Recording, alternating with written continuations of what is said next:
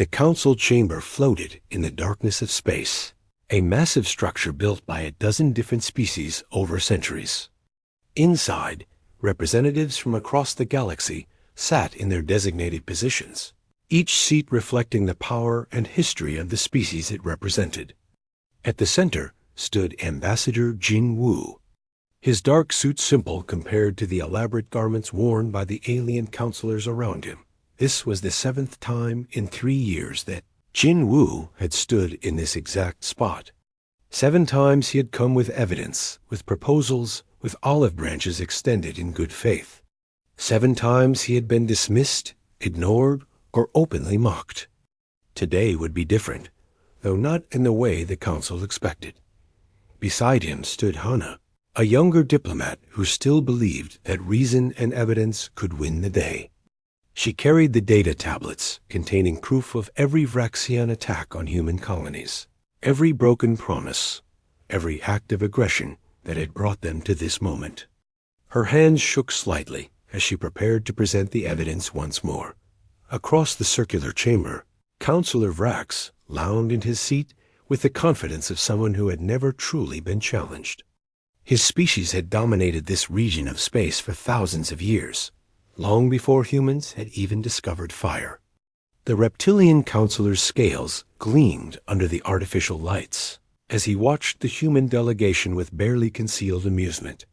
High Arbiter Kel, an ancient insectoid being whose species had founded the council itself, called the session to order. The clicking of her mandibles echoed through the chamber as she spoke in the common tongue. The council recognizes the human delegation. Ambassador Jin Woo, you may present your petition. Jin Woo nodded and gestured to Hana, who stepped forward and activated the holographic display. Images filled the air between them and the council members. Burning colonies, dead civilians, Vraxian ships caught on surveillance footage attacking unarmed human vessels, resource stations stripped bare by raiders who flew under the Vraxian banner. Honorable counselors, Jin Woo began, his voice calm and measured. For 3 standard years, humanity has sought peaceful resolution to the conflicts in the Outer Rim. We have documented 47 separate incidents of unprovoked aggression against human settlements.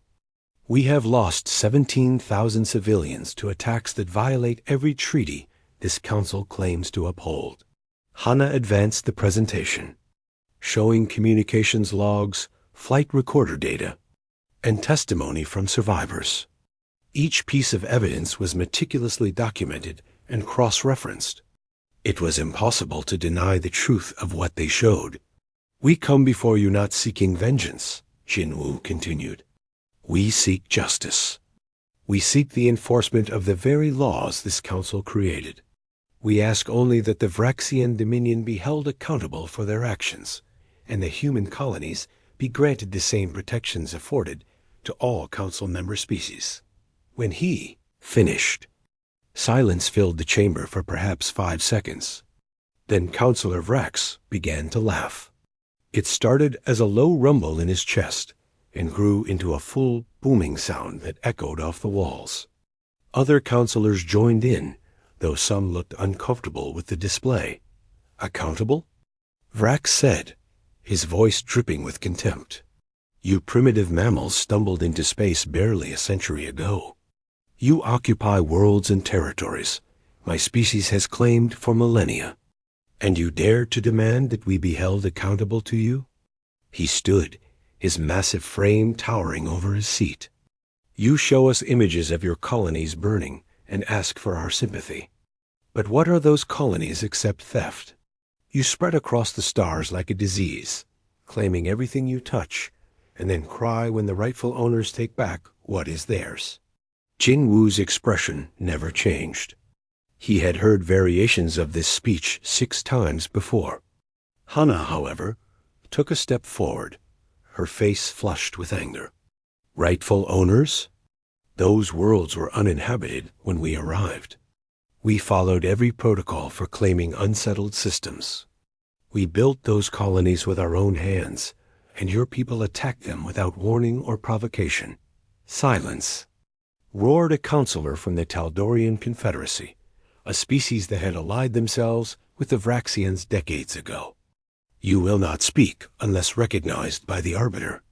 Your species has much to learn about proper behavior in civilized company. High Arbiter Kel raised one of her limbs, calling for order. When the chamber quieted, she turned her compound eyes toward Jin Wu. Ambassador, the Council has reviewed your evidence. However, we must consider the broader context. The Vraxian Dominion has been a member of this Council for 4,000 years. Humanity has been in space for less than 100. Is it not possible that these incidents are the result of misunderstandings, cultural differences, perhaps even honest mistakes made by your own people? Jin Wu opened his mouth to respond, but Vrax cut him off. The Council has been more than patient with your species. But patience has limits. Since you insist on making demands, allow me to make some of our own. He activated his own display, showing a map of human-controlled space. There are 3 colony worlds here, and here that sit within traditional Vraxian territory. We demand their immediate evacuation and transfer to our control as reparations for the inconvenience your presence has caused. Inconvenience? Hana whispered, but Jin Wu placed a gentle hand on her arm. Another counselor, this one from a species humanity had barely even encountered, spoke up. Furthermore, we believe it would be in everyone's best interest if human fleet movements were restricted to your home system. Your aggressive expansion has caused considerable tension. A period of consolidation would benefit all parties. The proposal that followed was outlined in excruciating detail. Humans would surrender 3 colonies. Human ships would be confined to a single system. Human trade would be conducted only through approved Vraxian intermediaries who would, of course, take a substantial fee for their services. In exchange, the Vraxians would agree to protect the remaining human colonies from any future misunderstandings. It was not a peace treaty. It was a surrender document designed to turn humanity into a vassal state. Jin-Wu listened to every word without interruption. He watched as counselor after counselor expressed their support for the proposal, each one adding their own small humiliation to the pile. Some suggested humans needed Vraxian advisors to guide them in proper galactic citizenship. Others proposed educational programs to help humanity understand its place in the cosmic order. Through it all, Jin Wu remained perfectly still and perfectly calm. Only Hana, standing beside him, could see the slight tension in his jaw, the way his hands clasped behind his back, just a bit too tightly. When the Council finally finished outlining their demands, High Arbiter Kel turned back to the human delegation. Ambassador Jin Wu, the Council has spoken. We expect your government's acceptance of these terms within 10 standard days. This is our final offer. Reject it, and humanity will face economic sanctions and potential military enforcement of Council authority. Do you understand? Jin Wu looked at each Council member in turn. He met their eyes, their clusters, their sensory organs, whatever they used to perceive the world. He made sure each one saw him clearly. Then he reached down and carefully closed the data tablet Hana had been holding. I understand perfectly, he said quietly. Humanity came to this council 3 years ago, seeking peace among equals. We were willing to compromise. We were willing to adapt. We were willing to learn. But we will not beg. We will not surrender to threats. And we will not accept being treated as lesser beings by those who claim to represent justice and civilization. He straightened his jacket and nodded to Hana. The human delegation withdraws from these proceedings permanently. We sought peace. We were offered submission. We choose neither. The chamber erupted in chaos as Jin Wu and Hana turned and walked toward the exit. Counselors shouted questions, demands, threats. Frax's laughter echoed loudest of all. Run back to your primitive worlds, little mammals. He called out. See how long you last without the Council's protection. Jin Wu paused at the doorway and looked back one final time. We will see indeed, he said. Then he and Hana left, the door sealing behind them with a finality that somehow felt heavier than anyone expected. In the council chamber, the laughter continued. They had put the upstart humans in their place. They had demonstrated the natural order of things. They were confident, satisfied, and completely unaware of the mistake they had just made. The news of humanity's withdrawal spread across the galaxy within hours. On Vraxia Prime, crowds gathered in the capital squares to celebrate their counselor's victory over the upstart species. On council member worlds, news broadcasts analyzed the situation with the certainty of experts who had never been wrong because they had never been truly challenged. In the Grand Council chamber, now empty of human presence, Counselor Vrax stood before his peers accepting congratulations. The other counselors praised his firm hand, his unwillingness to coddle the young species, his defense of traditional galactic order. Some expressed mild concern about potential human retaliation, but Vrax dismissed such worries with a wave of his clawed hand. They have perhaps 200 combat vessels, he said, his voice filled with confidence. Primitive ships built from stolen technology and guesswork. My people alone command a fleet 10 times that size. The humans will realize their error within weeks. They will come crawling back, and when they do, our terms will be even less generous. High Arbiter Kel said nothing, but her compound eyes watched the celebration with an expression that might have been concern. She had lived for centuries and seen many species rise and fall. Something about the way Ambassador Jin Wu had walked out troubled her, though she could not say exactly why. 3 days after the failed negotiations, the Council implemented their promised sanctions. Human trade accounts were frozen across the galactic banking network. Human ships were denied access to the jump gate system that connected the major civilizations.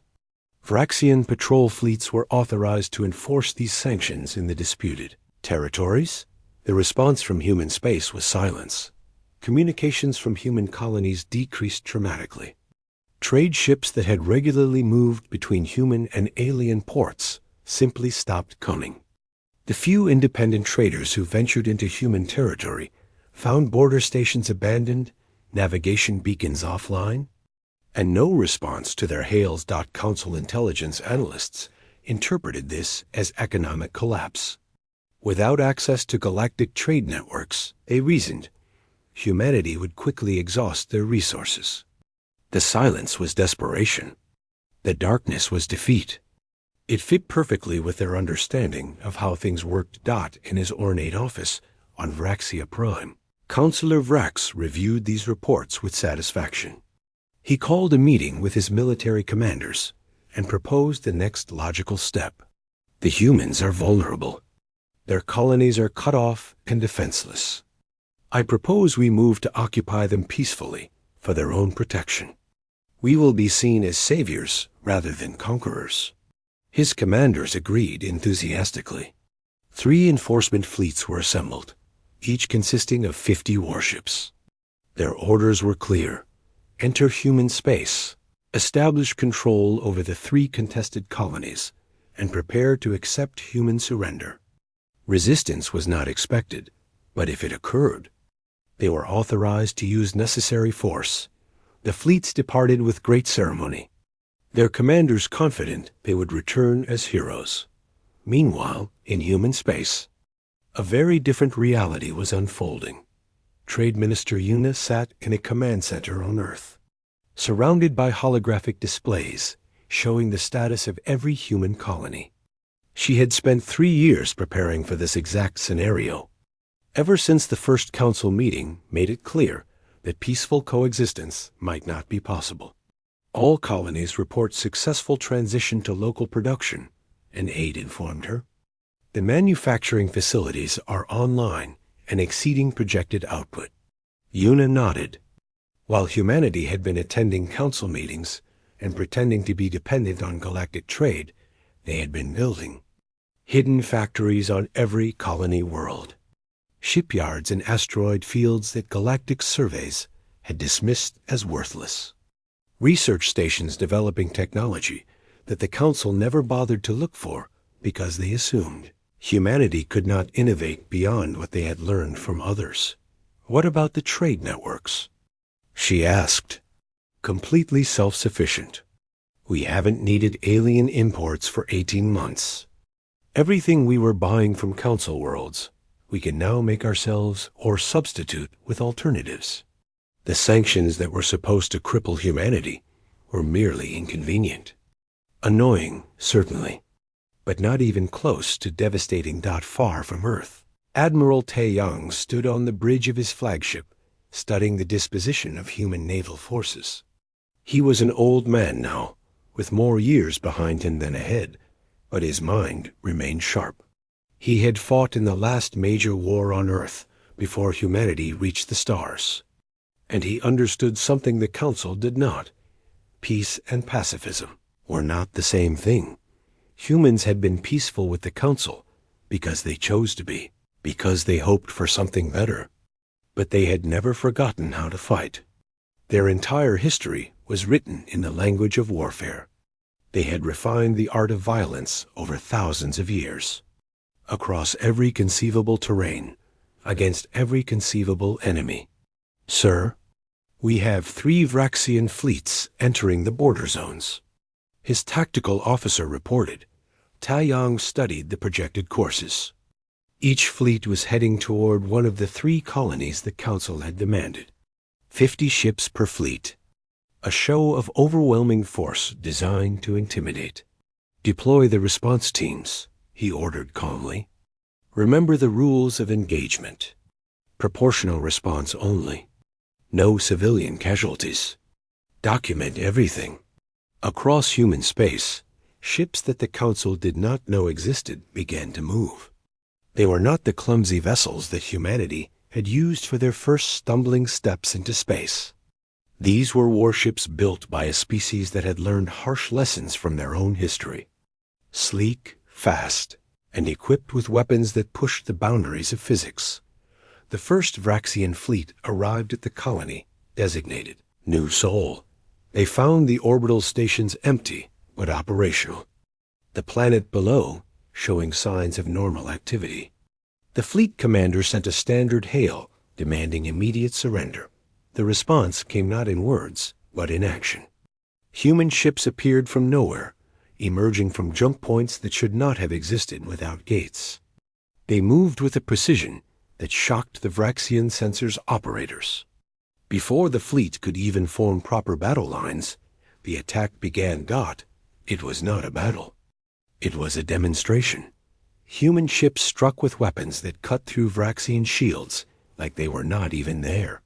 They targeted propulsion systems, communication arrays, and power plants with accuracy that seemed impossible.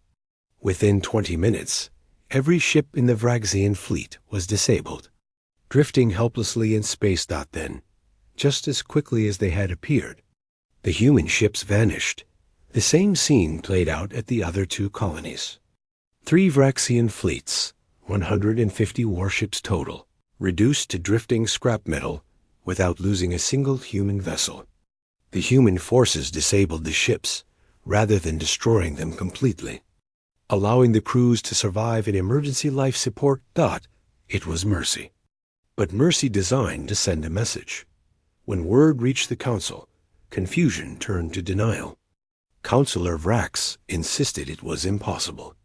The reports had to be wrong. Perhaps the fleets had suffered technical failures. Perhaps they had been ambushed by some other hostile species. Perhaps anything except the obvious truth. Ambassador Corral of the Felinoid Confederation was one of the few council members who had treated humans with genuine respect during the negotiations. She reviewed the reports with growing horror. Not because of what had happened to the Vraxian fleets, but because of what it implied about humanity's true capabilities. She remembered conversations with Ambassador Jin Wu, pleasant discussions about art and philosophy during breaks in the negotiations. He had been kind, thoughtful, even gentle in his mannerisms. She had assumed this reflected human nature. Now she realized it reflected only his choice. A private message arrived through encrypted channels. She almost deleted it, fearing it might be some kind of attack on her systems. But curiosity made her open it. The message was simple and came from Jinwoo himself. Ambassador Carol, you have always treated my people with dignity and respect. I remember this, and I am grateful. I must advise you now in return. Keep your people away from human space for the next 6 months. What comes next is not your war. Do not let your government be drawn into it. Some species should remain neutral, and yours is one that deserves to survive what follows. Carol read the message 3 times. The kindness in the warning made her blood run cold. She immediately called for an emergency session with her own government, urging them to pull back from any involvement in the growing conflict. On Vraxia Prime, Counselor Vrax finally accepted that the defeats were real.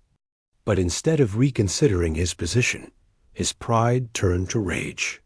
He demanded an emergency council session and called for a full military response. The humans had clearly stolen advanced technology, he insisted. They had gotten lucky with surprise attacks. Real warfare would show them their place. High Arbiter Kell tried to urge caution, but the Council was already moving.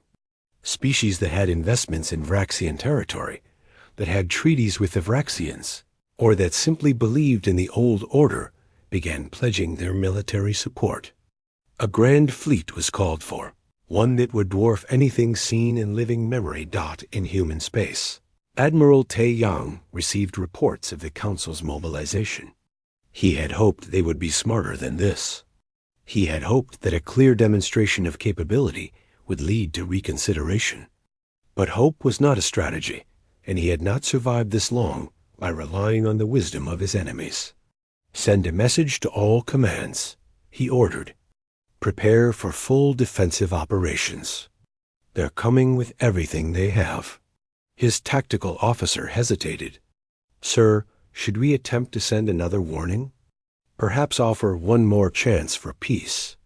Tae Yang looked at the young officer and felt a wave of sadness. We gave them 3 years of chances. We pleaded, we negotiated, we compromised. They called us weak for it. Now we'll show them what we actually are, and we'll let history judge whether the fault lies with us. Across human space, shipyards accelerated production. Defensive networks came online. Colonies dug in. And humanity prepared to teach the galaxy the most expensive lesson in its history. The discovery of the 3 disabled Vraxian fleets sent shockwaves. Through the Council, a survey ship from a neutral species had been the first to find them, drifting in the darkness with their crews barely surviving on emergency power. The survey captain's report was distributed to every council member, and what it described challenged everything they thought they knew. About human capabilities, the Vraxian warships had not simply been defeated. They had been surgically dismantled. Each vessel showed evidence of precision strikes that targeted specific systems while leaving life support intact. The pattern analysis suggested tactics far beyond what any species attributed to humanity. More disturbing was the lack of debris from human ships.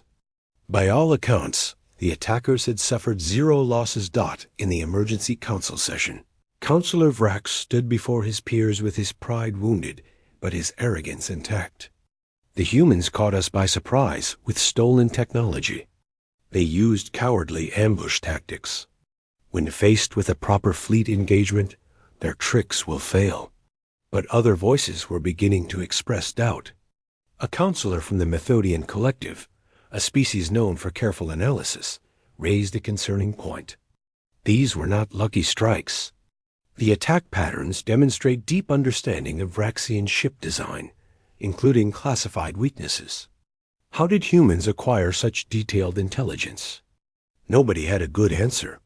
Captain Dongha sat in the command chair of the human warship Indomitable, reviewing the mission briefing with his senior staff. His ship was one of humanity's newest vessels, incorporating technology that the Council's best scientists would dismiss as impossible if they knew it existed. "Our orders are simple," he told his crew. "We jump to the Talos hub, broadcast our message on all frequencies, and leave before they can respond. This is a demonstration, not an engagement. We want them to see us, to scan us, to understand what they're actually dealing with." The Talos hub was one of the Council's major trade centers, a massive station positioned at the intersection of several important jump routes. It was deep in Council territory, supposedly safe from any threat. Thousands of ships passed through it daily, and it was protected by a permanent defensive fleet. The Indomitable emerged from its jump at the edge of the hub's sensor range. Alarms immediately blared across the station as defensive systems detected the unknown vessel. Within seconds, every ship in the area had received alerts about the intruder. Dongha activated the communication system himself. "Attention Galactic Council and all associated species. This is Captain Dongha of the human warship Indomitable. Humanity requests that the Galactic Council observe proper diplomatic protocols and respect our territorial sovereignty. Further military incursions into human space will be met with appropriate defensive responses. This is your only warning." Before the station's defensive fleet could even finish targeting calculations, the Indomitable vanished. It did not use a jump gate. It simply ceased to exist in that location and reappeared somewhere else entirely. Using technology that should not work according to established physics. The sensor data from the station was immediately transmitted to the Council's top scientific minds. What they saw troubled them deeply. The human ship had demonstrated faster-than-light travel without using the gate network, energy readings that exceeded theoretical maximums, and shield configurations that seemed to absorb rather than deflect incoming scans. Intelligence. Officer Su Jin had been assigned to analyze human capabilities 3 years ago when the first tensions began. She was a methodical thinker who preferred facts to assumptions, and she had spent those 3 years gathering every piece of information available about humanity. While the Council dismissed humans as primitive, she had been studying them carefully. Her report finally reached the Council through unofficial channels, shared by one of the few counselors concerned enough to actually read it. Su Jin's analysis was devastating in its clarity. She had accessed human historical databases that were publicly available, but that nobody had bothered to examine. What she found was a species with thousands of years of near-continuous warfare. Not the ritualized conflicts common to many advanced species, but brutal, innovative, total warfare across every conceivable environment. Humans had fought wars in space and underwater, in frozen wastelands and burning deserts. They had developed tactical doctrine for jungle combat, urban warfare, naval engagements, aerial superiority, guerrilla resistance, and siege operations. They had studied strategy so intensely that they had created entire academic fields devoted to the theory of conflict. More critically, human history showed a pattern of seemingly weaker forces defeating stronger ones through innovation, adaptation, and sheer determination. Their military academies still taught lessons from battles fought thousands of years ago. They honored warriors from every era of their history. War was not something humans did occasionally. It was something they had refined into an art form. The Council made a critical error, Su Jin wrote in her analysis. We assumed humanity's youth in space travel indicated inexperience in conflict. We never asked what they did before they reached the stars. We never considered that a species might master warfare long before mastering interstellar travel. High Arbiter. Kell read the report in her private chambers and felt something she had not experienced in centuries. Genuine fear. Not for herself, but for the civilization she had spent her life building. The council had poked a sleeping predator, and then laughed when it opened its eyes. She tried to bring Sujin's analysis to the full council, but Vrax dismissed it immediately. Primitive history is irrelevant.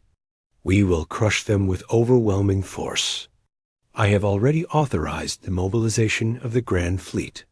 The Grand Fleet was the Council's ultimate weapon, assembled only for existential threats.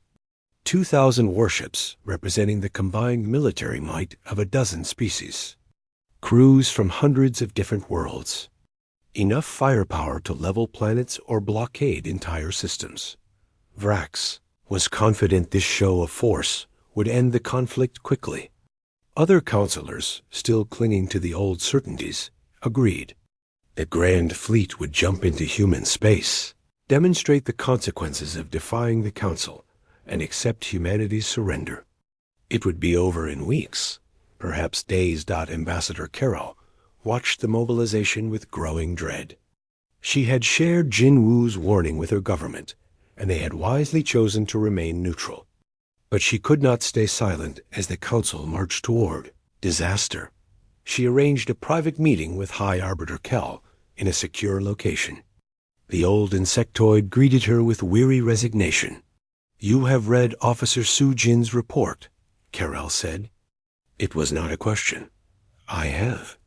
"And you believe it?" "I do. But belief is not enough. The Council has momentum now. Pride demands satisfaction. Vrax will have his war." Carol sat down, her feline features showing unusual distress. "Jin Wu sent me a warning. He told me to keep my people out of this." The kindness in his message terrified me more than any threat could have. Kel's mandibles clicked softly. "Because you understand what it means. He does not want to hurt your people." Which implies he is very confident about hurting everyone else. They sat in silence for a moment. Two beings who had lived long enough to recognize the shape of tragedy before it fully unfolded. "Can we stop this?" Carol finally asked. "No, the momentum is too great. The pride is too wounded. The misconceptions are too deeply rooted." Kel turned her compound eyes toward the window, where stars glittered in the darkness. "The Council will learn its lesson. The only question is how much it will cost." The Grand Fleet assembled at the staging point designated Threshold Station. It was a magnificent sight, representing the combined power of civilizations that had ruled the galaxy for millennia. The ships ranged from massive Vraxian dreadnoughts to swift Taldorian strike cruisers, to the heavy carriers of the Zephon Empire. Admiral Tae Yang watched the intelligence reports of the fleet's assembly with a heavy heart. He had hoped his demonstration at Talos Hub would give them pause. He had hoped the destruction of the initial enforcement fleets would make them reconsider. But hope was a luxury that generals could not afford. He called a meeting with his senior commanders, broadcasting to every flagship in the Human Defense Network. Their faces appeared in holographic displays around his command center. Men and women who had trained their entire lives for a war they prayed would never come. "They are bringing everything," Tae Yang said simply. 2,000 ships. Multiple species. They expect a traditional fleet engagement where their numbers will overwhelm us. Commander Mi-sun, one of his most aggressive officers, spoke up. "Then we do not give them what they expect. We have read their tactical doctrines. We know how Council species fight. They value honor, formation integrity, and straightforward application of force. And we value victory," another commander added. Tae Yang nodded slowly. "This will not be the war they expect. It will not be honorable by their standards. But it will be effective. We will use every advantage we have. We will strike from unexpected angles. We will avoid pitched battles. We will make them pay for every light year they advance." He paused, looking at each commander in turn. "Some of you will not survive this war. Some of your crews will not return home. I wish I could tell you otherwise, But I will not lie to you. What I can tell you is this. We gave them every chance for peace. We begged them to treat us as equals. They chose to make us their enemies. Now we will show them what human enemies look like. The commanders accepted their orders without complaint. They had all volunteered for this duty, knowing what it might cost. As the meeting ended and the holographic displays faded, Tae-Yang remained alone in his command center. He thought about Jin-Woo standing in that council chamber, maintaining his dignity even as they mocked him. He thought about the 3 million colonists living ordinary lives on the worlds. The council demanded they surrender. "We tried," he whispered to the empty room. Let the historians remember that we tried. In the cold void of space, 2 fleets prepared for collision. One confident in its power and righteous in its cause. The other grimly determined and carrying the weight of 3 years of humiliation. The galaxy was about to learn a lesson about the difference between being peaceful and being harmless. And the price of that lesson would be paid in blood and fire. The Vraxian Grand Fleet entered human space with ceremony and confidence. 2,000 warships moving in perfect formation, a display of power meant to inspire awe and terror in equal measure. Their commanders expected to find scattered human defenses, demoralized colonies, and perhaps a desperate last stand that would be crushed within days. Instead, they found nothing. The border systems were empty. The defensive platforms that intelligence had reported were gone. The human patrol routes showed no active ships. It was as if humanity had simply abandoned the region. Fleet Commander Darius, a veteran Vraxian officer with centuries of experience, studied the sensor readings with growing unease. This is wrong. Where are they? His tactical officer suggested. Perhaps they fled deeper into their territory?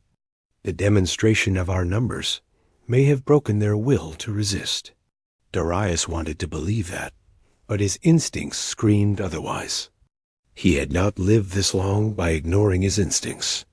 He ordered the fleet to advance cautiously, maintaining tight formation and maximum sensor coverage. They advanced 3 light years into human space before the attacks began. There was no warning, no challenge, no honorable declaration of intent. Human ships simply appeared from nowhere, struck with devastating precision, and vanished before counterattack was possible. They did not target the fleet's strongest ships. They targeted supply vessels, communication relays, and sensor platforms. Within the first hour, the Grand Fleet lost its long-range communication network. Within 3 hours, supply lines were disrupted. Within 6 hours, the perfect formation began to fragment as individual commanders struggled to coordinate without central guidance. Admiral Tae-Yang observed the battle from his flagship, positioned safely outside the main combat zone. He watched the tactical displays with the cold calculation of someone who had studied warfare his entire life. The Council fleet was powerful, yes, but it was also predictable. "They fight like they are on parade," he remarked to his staff. "All formation integrity and coordinated movements. Beautiful to watch. Terrible for actual combat." Commander Mi-sun was leading one of the human task forces conducting hit-and-run attacks. Her squadron of 20 ships appeared behind a group of Vraxian cruisers, unleashed a devastating barrage, and jumped away before the escorts could respond. She repeated this pattern every few hours, each time striking a different vulnerable point. The Council fleet tried to adapt. They tightened their formations. They increased patrol coverage. They attempted to predict where the humans would strike next. But they were fighting an enemy that refused to play by the accepted rules of warfare. Human ships did not line up for honorable exchanges of fire. They did not announce their presence before attacking. They did not hold territory after striking. They simply appeared, caused maximum damage, and vanished. It was frustrating, infuriating, and terrifyingly effective. After 2 weeks of this grinding warfare, the Grand Fleet had technically advanced 50 light years into human space. They had even occupied several human outposts, empty facilities abandoned before the fleet arrived. On paper, it looked like progress. In reality, the fleet had lost nearly 800 ships to the constant harassment. Commander Darius requested reinforcements and received a reply from Counselor Vrax that made his blood boil. You have 2,000 ships. How can you fail to crush these primitives? Take whatever measures are necessary to end this humiliation. It was the response of someone who had never actually fought a war, who thought military might was simply a matter of numbers on a report. Darius knew better. He had faced determined enemies before, but he had never faced an enemy that fought like the humans did. Ambassador Kirel received an unauthorized communication through the same encrypted channel Jin Woo had used before. This time, the message was longer and more desperate. Ambassador Carroll, you have honored your neutrality, and for this my people are grateful. I write to you now not as a diplomat, but as one being to another who might understand. The Council fleet continues to advance into our space. They call it progress. We call it a trap. They are bleeding themselves pursuing empty territory while we destroy their capacity to sustain operations. The message continued. I know you will share this with High Arbiter. Kel, please tell her this. We are willing to stop. Even now, after everything, we are willing to negotiate a real peace. But it must be a peace between equals, not submission by the defeated. If the Council continues this war, we will be forced to escalate. The consequences will haunt everyone involved for generations. Carol immediately brought the message to Kel, who read it with her mandibles clicking in agitation. He is trying to give us a way out. Even while winning, he offers compromise. Will the Council listen? Carol asked, though she already knew the answer. No, Vrax has staked his reputation on this conflict. Others have committed too many resources to back down now. They will interpret this message as a sign of human desperation rather than mercy. Kel's prediction proved accurate. When she brought Jin Woo's message to the emergency council session, Vrax dismissed it as a propaganda trick. They are losing. Why else would they beg for peace? We must push harder, advance faster, and force their final surrender. The Council voted to escalate military operations. The Grand Fleet was authorized to begin orbital bombardment of human colonies if necessary to force compliance. Commander Darius received the order with a sick feeling in his stomach. He was a soldier, yes, but he was not a monster. Targeting civilians went against every principle he held. But orders were orders, and the Council had spoken with one voice. He selected the smallest human colony in the occupied zone, a world called Haven's Rest with a population of 20 million. The bombardment would be surgical, targeting only population centers until surrender was offered. That was how he justified it to himself. Anyway, the bombardment began at dawn on Haven's Rest. Orbital strikes rained down on cities and towns. The human population, which had been given no warning and no chance to evacuate, died by the millions. 3 million dead in the first 6 hours, before human forces arrived to drive off the bombardment fleet. Admiral Tai Yang watched the casualty reports come in and felt something break inside him. He had known civilian deaths might occur. War was never clean. But this was not an accident or collateral damage. This was deliberate slaughter of defenseless people. He sent one final message to the Galactic Council, broadcast on every frequency, visible to every species in known space. You have murdered 3 million human civilians in an act of calculated terror. You believed this would break our will. You were wrong. You have crossed a line that cannot be uncrossed. In 72 hours, Proxima Threshold will fall. We suggest you evacuate all civilian populations from the station and surrounding space. This is your only warning. The message was received with disbelief and mockery. Proxima Threshold was the crown jewel of Council space, a massive commercial hub home to 80 billion beings from hundreds of species. It was protected by the most sophisticated defensive network in the galaxy. The idea that humans could threaten it was absurd. High Arbiter Kell, however, did not dismiss the threat. She immediately ordered the evacuation of Proxima Threshold and urged other species to do the same. Some listened. Most did not. The evacuation was chaotic and incomplete.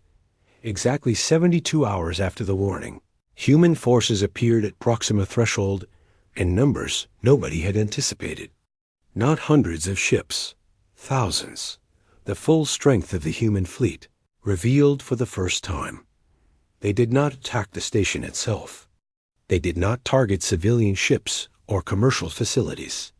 Instead, with surgical precision, they systematically destroyed every military installation in the system. Defensive platforms, warship docks, patrol vessels, sensor arrays, communication hubs. Anything that could be used for military purposes was reduced to debris. The attack lasted 6 hours. When it ended, Proxima Threshold's civilian infrastructure was untouched. Not a single commercial vessel had been damaged. Not one civilian station had been struck. But the military protection that had guarded the hub for centuries was gone. Commander Mai Sun broadcast a message from her flagship as the human fleet prepared to withdraw. Let it be known that humanity distinguishes between warriors and innocents. We have removed the military threat from Proxima Threshold without harming civilians. This is a courtesy that was not extended to our people at Haven's Rest. Remember this difference. Remember which species chooses to protect the innocent and which chooses to murder them. The images of the attack spread across the galaxy within hours.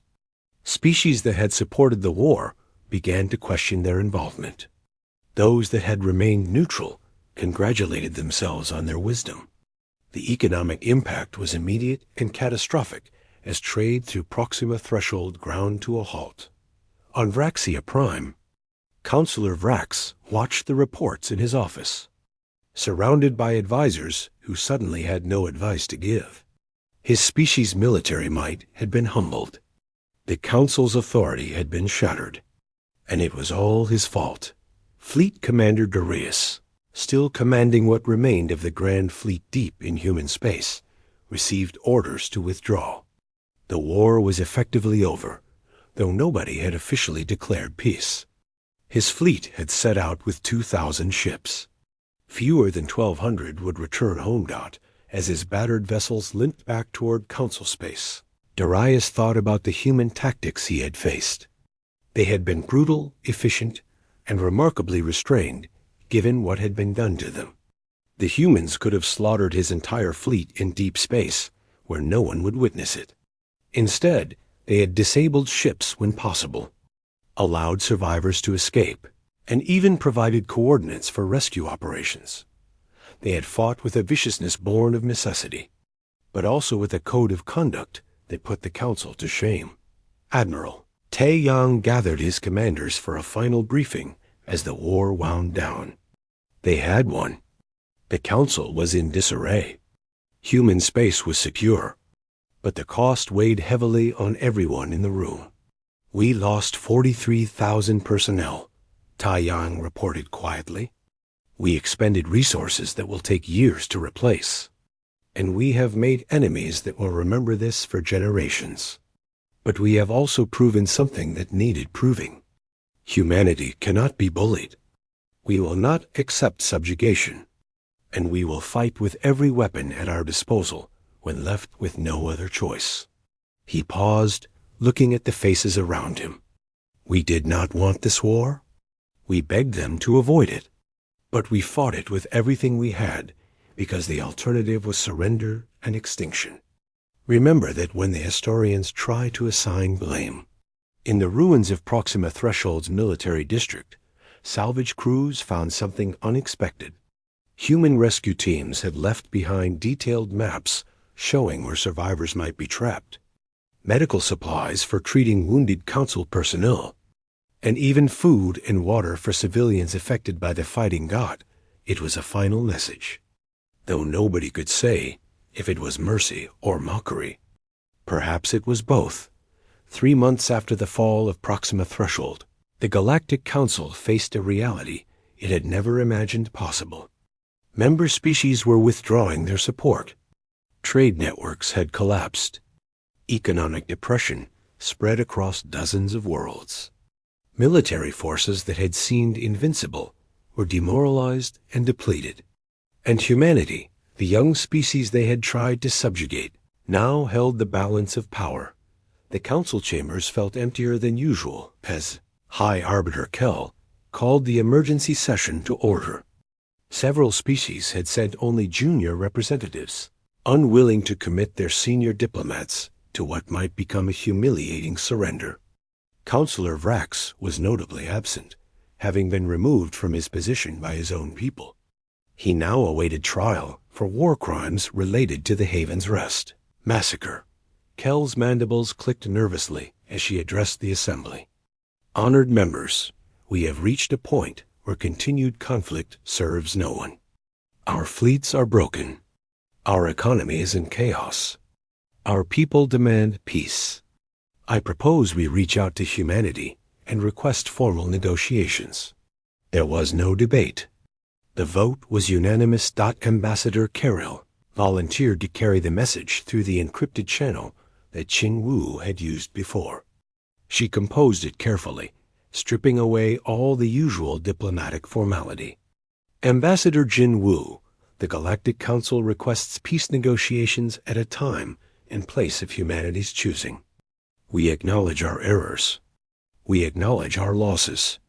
We acknowledge that we have no position from which to dictate terms. Please, let us try again. The response came within hours. Jin Wu agreed to meet, but on human terms. The location would be a human diplomatic vessel in neutral space. The council could send no more than 5 representatives, and there would be no armed escort on either side. When the council delegation arrived at the coordinates, they found a ship that was smaller and simpler than the grand vessels they were accustomed to. Inside, they were escorted not to a conference chamber, but to a memorial hall. The walls were covered with names and faces. 3 million of them. The dead of Haven's Rest. Ambassador Jin Wu stood waiting for them. Flanked by Admiral Taeyang and Trade Minister Yuna, he looked older than when Karel had last seen him, the weight of the war visible in the lines on his face. But his eyes were clear, and his voice was steady. "Welcome," he said quietly. "Before we discuss peace, I wanted you to see this, to understand what your decisions cost. These were not soldiers. They were farmers and teachers and children and artists. They were people living ordinary lives on a colony world that wanted nothing more than to exist in peace." High Arbiter Kell approached the wall and placed one of her limbs against it gently. "I am sorry," she said, and for perhaps the first time in the Council's history, the words carried genuine weight. "We were arrogant. We were blind. We believed our age gave us wisdom, but it only gave us pride." Jin Wu gestured to a simple table with chairs arranged around it. "Please sit. We have much to discuss." The negotiations that followed bore no resemblance to the earlier peace talks, where humanity had been dismissed and mocked. This time, the council representatives listened carefully to every word. This time, they took notes. This time, they understood they were negotiating with equals, perhaps even with those who held the superior position. Qin-Wu began with a statement that would be quoted for generations. "Peace is not the absence of war. Peace is the presence of justice, mutual respect, and shared understanding. You offered us none of these things when we came to you seeking peace. You offer them now only because you fear us. That is not true peace. That is a ceasefire born from necessity. However," he continued, "humanity is willing to build something better from these ashes. We are willing to try again, not because we have forgotten what you did, but because we remember what we hoped for when we first joined the galactic community. The terms humanity presented were surprisingly moderate in some ways and absolutely non-negotiable in others. They did not demand territory or tribute. They did not seek to dominate or subjugate, but they insisted on fundamental changes to how the galactic community operated. First, equal representation regardless of species age or history. A species that had been in space for 100 years would have the same voice as one that had been traveling the stars for 10,000. Merit and wisdom would be judged by actions, not by antiquity. Second, binding arbitration for disputes with enforcement mechanisms that applied to everyone equally. No species would be above the law. No species would be considered too young or primitive to receive justice. Third, strict rules of engagement protecting civilian populations during conflicts. The massacre at Haven's Rest could never be allowed to happen again to any species. Those who violated these protections would face prosecution regardless of their position or power. Trade Minister Yuna presented the economic terms. Humanity is willing to share much of the technology we developed during the war. Faster-than-light travel without gates. Advanced energy systems. Medical innovations. We will integrate into the galactic economy as equal partners, not as subjects or servants. The terms were generous enough that several council representatives wondered if there was a hidden trap. But Admiral Taeyang addressed their concerns directly. We could demand more. We could seize territory, impose reparations, force humiliating conditions upon you. We have the military power to do so. But that would make us no better than what you tried to make us. We did not fight this war to become tyrants. We fought to be treated with dignity and respect. The military terms were less flexible. Taeyang presented what became known as the Peace Through Clarity doctrine. All military forces would be transparent in their deployments. Intelligence about external threats would be shared. Mutual defense pacts would be genuine agreements, not excuses for strong species to control weak ones. The Council will maintain its forces, Taeyang stated, but those forces will protect the innocent, not oppress the vulnerable. And if the Council fails in this duty, humanity will intervene. We have proven we have the capacity. We hope never to need to demonstrate it again. The final element of the treaty addressed war crimes. Former Councilor Vrax would face trial before a joint tribunal. The Vraxian species as a whole would make reparations, not to humanity specifically, but to all the species they had bullied and exploited under the Council's indifferent watchdog. This surprised the Council delegation. You would see justice for others before yourselves? Kel asked. Jinwoo's expression was sad. The 3 million dead at Haven's Rest cannot be brought back by money or apologies. But perhaps we can prevent the next Haven's Rest. Perhaps we can build a galaxy where the strong protect the weak instead of preying on them. That would be a worthy memorial. As the final treaty was prepared for signing, Ambassador Carroll noticed a young human woman among Jinwoo's delegation. She could not have been more than 25 years old, barely an adult by most species standards. Who is she? Carroll asked quietly. This is Diplomat J, Jinwoo replied. She was born the year we first joined the galactic community. She has never known a time when humans were not among the stars. She represents the future we are building, one where these conflicts are history rather than present reality. The symbolism was clear and powerful. This peace was not just about ending the current war. It was about building something that would outlast all of them. When the treaty was ready, all parties gathered for the signing. High Arbiter Kel signed first, followed by the other council representatives. Then Jinwoo added his signature with steady hands. But before the ceremony could conclude, Jinwoo stood to deliver closing remarks. The room fell silent. "We did not want this war," he began, his voice carrying the weight of 3 million dead. "We came to you in good faith, seeking peace among equals. We were mocked for our youth. We were dismissed for our inexperience. We were threatened when we dared to stand with dignity. We pleaded for peace and were attacked. We showed restraint and were called weak. We demonstrated our strength and were called monsters. Perhaps we are monsters, but we are monsters you created when you mistook patience for weakness and diplomacy for cowardice." He paused, looking at each council representative in turn. "This peace we forge today is built on a terrible foundation. It rests on your understanding that humanity can and will defend itself with a ferocity that terrifies you.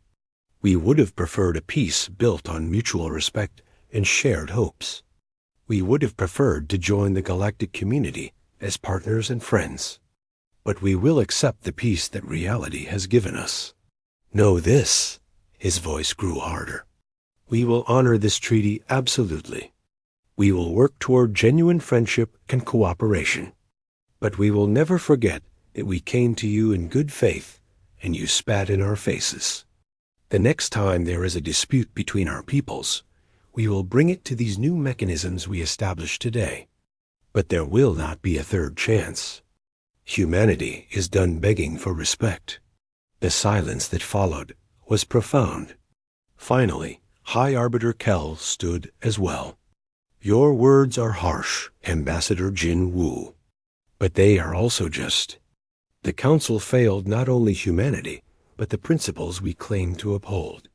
We created this tragedy through arrogance and prejudice. If this treaty succeeds, it will be because we finally learned humility."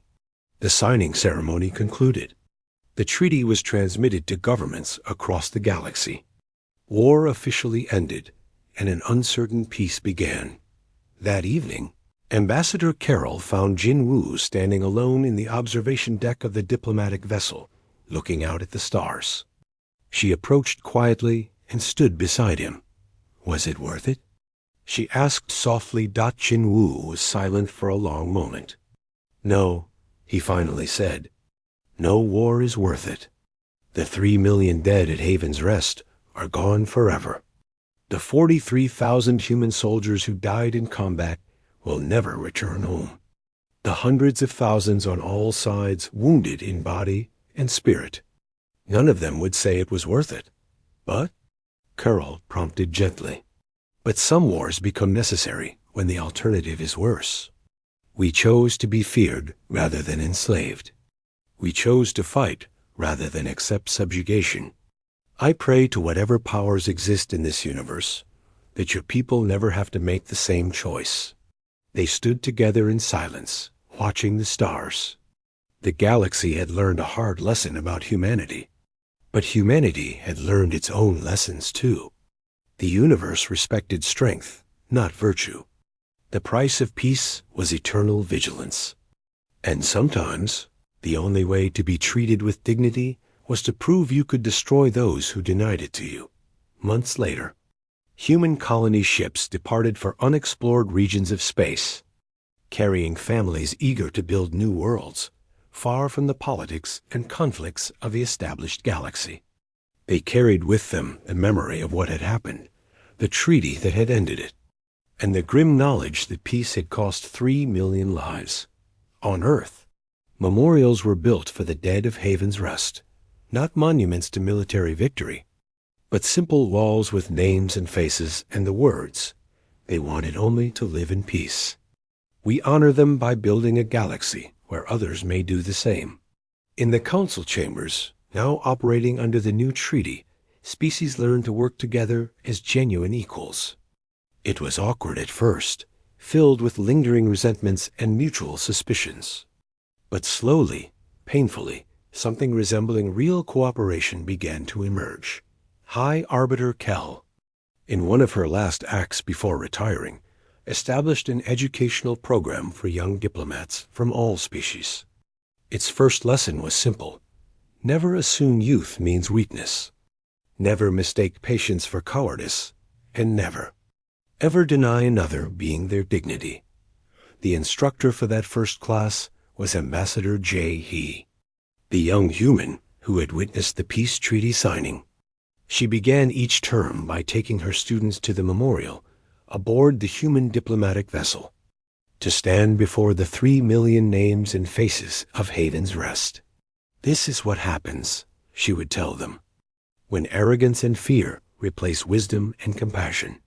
Learn from this, remember this, and work every day to ensure it never happens again."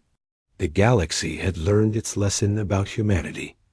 Now came the harder work of building something better from the ashes of what had been destroyed. Whether that work would succeed remained to be seen. But for the first time in a long time, there was hope that it might.